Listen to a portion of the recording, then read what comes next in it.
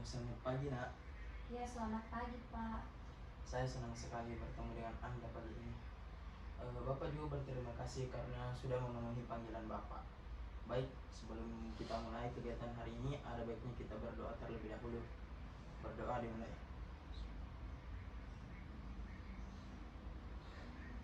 Doa selesai. Selanjutnya, Anda tidak usah takut ya untuk jujur akan masalah yang Anda alami, karena di dalam DK ada asas kerahasiaan. Jadi masalah ini hanya kita berdua saja yang tahu. Oh, oke, Pak.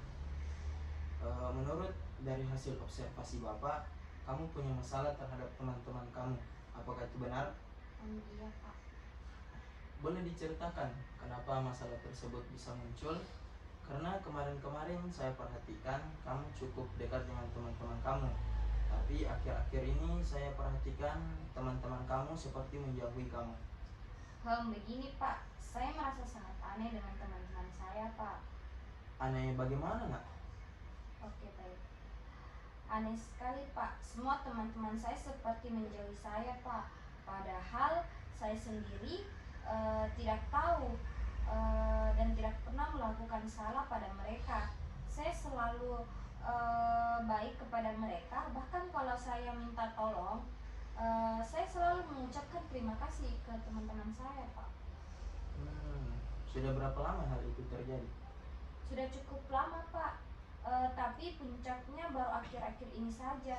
Saya seperti dikucilkan oleh mereka. Saya tidak tahu apakah salah saya ada atau atau semuanya tidak. Bisa diulangi nak? Bagaimana tadi? Ceritakan ulang. Oke, maaf Pak, sebelumnya saya Iya, tenang dulu, tenang. Sudah tenang? Sudah cukup lama Pak, tapi puncaknya baru akhir-akhir ini. Saya seperti dikucilkan oleh mereka. Saya tidak tahu apa salah saya. Semuanya tidak ada yang menjawab Pak. Mereka cuek dan membiarkan saya sendirian di kelas. Maksudnya seperti dikucilkan? Iya Pak. Saya dikucilkan. Contohnya ketika saya ikut-ikut cerita bersama mereka seperti tidak menganggap saya ada di sana, Pak. Apakah kamu benar-benar merasa berbuat salah kepada mereka? Saya merasa tidak pernah berbuat salah, Pak. Saya selalu baik kepada mereka. Mungkin saja karena mereka iri sama saya, Pak. Maksudnya iri bagaimana nak? Ya, saya kan anak tunggal Pak, dan saya juga berasal dari keluarga yang sangat berkecukupan. Jadi mungkin mereka merasa iri kepada saya. Kenapa kamu bisa berpikir seperti itu? Ya jelas lah Pak, karena saya merasa memiliki sesuatu yang mereka tidak miliki. Apakah sikap seperti itu baik buat kamu? Sikap yang mana Pak? Saya selalu baik pada mereka. Dan saya akui saya memang sering meminta tolong kepada mereka, tapi saya juga terkadang memberikan imbalan kepada mereka, Pak. Nah, sikap seperti itu yang Bapak maksud. Bagaimana cara kamu meminta tolong kepada mereka? Coba peragakan, coba contohkan nak. Ya biasalah Pak, kalau ada yang memfotokopi makalah, saya akan bilang pada mereka,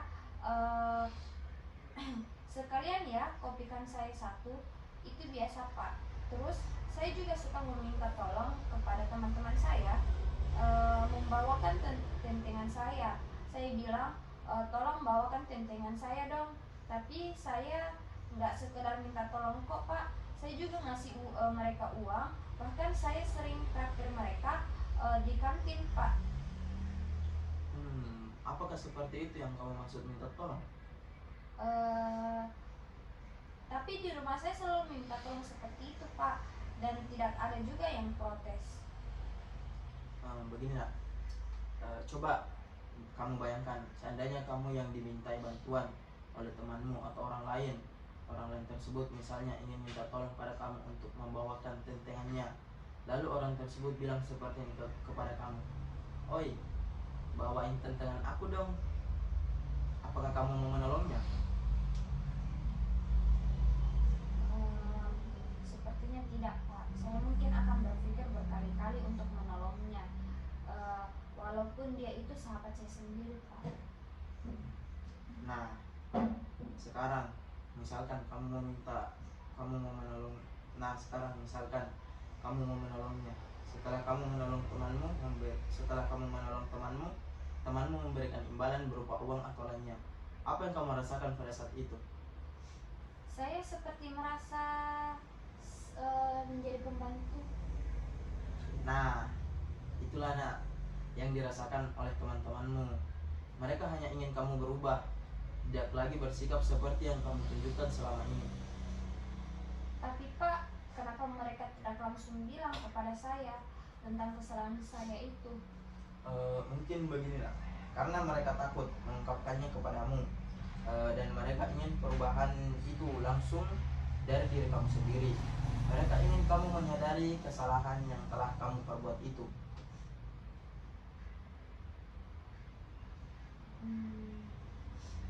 Gimana ya Pak? Misalkan Bapak adalah teman saya yang bernama Junior. Begini nak, maksudnya tadi toh kan begini. Mungkin karena mereka takut mengungkapkannya kepadamu, dan mereka ingin perubahan itu langsung dari diri kamu. Mereka ingin kamu menyadari kesalahan yang telah kamu perbuat itu. Jadi apa saya harus berubah dari diri saya sendiri, Pak? Bapak pikir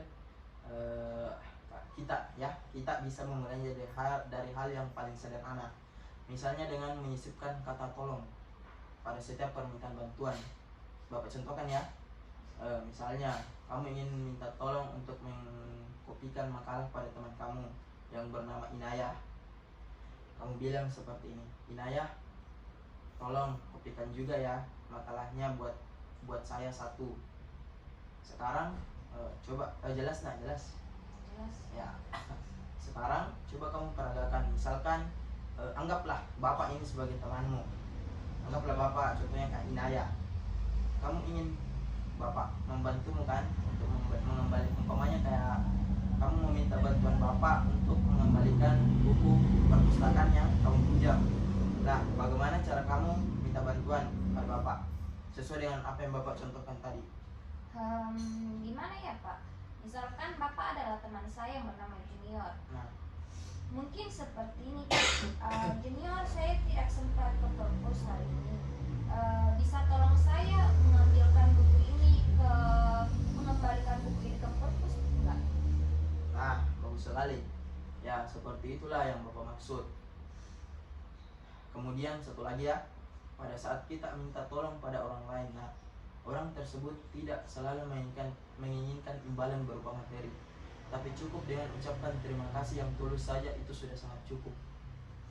Baiklah Pak, saya akan mencoba merubah sikap saya tersebut. Oke lah. Oke, bagus. Kapan kamu akan merubah sikap kamu? Nanti Pak, setelah konseling ini berakhir, jika saya ingin meminta tolong lagi kepada teman-teman saya, ketika bertemu mereka nanti, saya akan langsung memperagakan seperti apa yang Bapak contohkan tadi. Baiklah, Bapak tunggu bagaimana perubahan kamu ya. Sekarang, bagaimana perasaan kamu setelah mengikuti konseling ini? Lumayan lah Pak, meski saya belum mencoba yang telah kita peragakan tadi pada teman-teman saya, namun saya merasa lega bahwa ternyata selama ini sikap saya lah yang menyebabkan saya tidak disukai oleh teman-teman saya Pak. Oke, kapan kita bisa bertemu lagi untuk membicarakan perubahan yang telah kamu lakukan tersebut? Mungkin minggu depan bisa Pak. Minggu depan ya? Tepatnya hari apa nak? Kalau bisa hari Senin Pak, di jam yang sama seperti sekarang. Oke. Baiklah, Bapak tunggu kamu ya minggu depan. Dan Bapak juga berterima kasih karena kamu sudah mau jujur dengan Bapak serta datang ke ruangan Bapak ini. Iya Pak, sama-sama. Saya pamit keluar dulu, ingin masuk di dalam kelas. Oh iya. Assalamualaikum Pak. Iya. Hati-hati ya. Iya Pak.